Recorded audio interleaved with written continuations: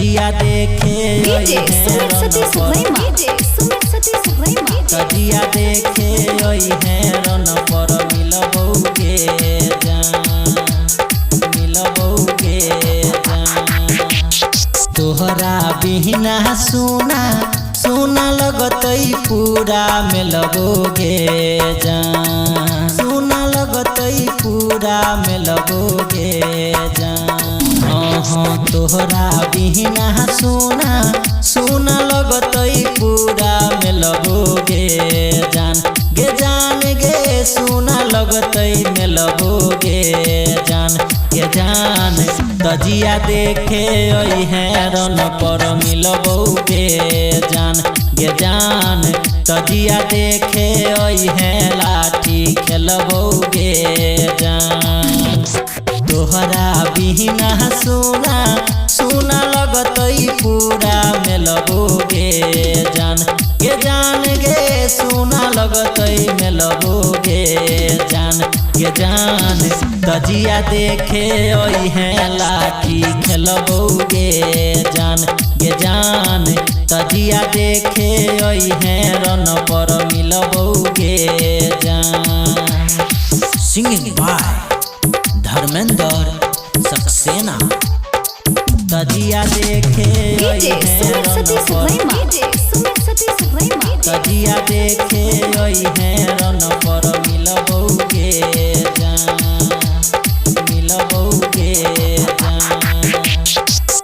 माई के संगे ने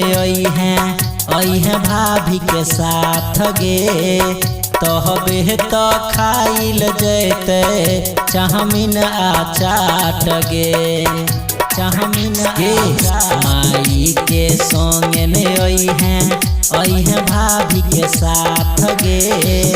तहबे तो खाइल जैते चाहमीन आचाट गे तोहरा देखी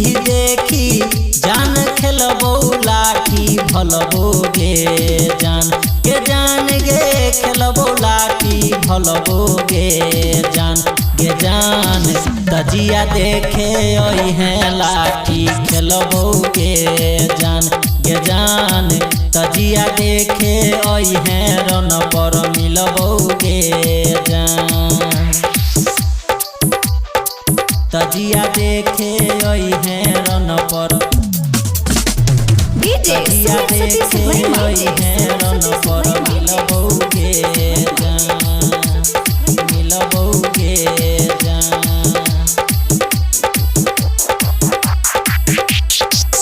गायक धर्मेंद्र सक्सेना खेलतौ जन लाठी गे राहितर रामसुदीन संगे अभी है तू राती गे गायक धर्मेंद्र सक्सेना खेलतौ जन लाठी गे छहुरा असरफी संगे अभी है तू राती गे हाथ हाथ धके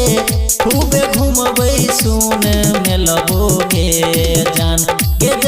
गे घूमबै सुन मिलबो गे जान तजिया देखे अभी रन पर मिलबौ गे जान तजिया देखे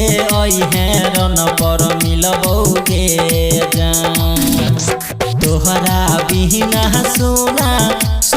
लगतई पूरा मिलबौ गे जान गे सुना लगतई मिलबौ गे जान तजिया देखे लाठी खेलबौ गे जान तजिया देखे रन पर मिलबौ गे जान।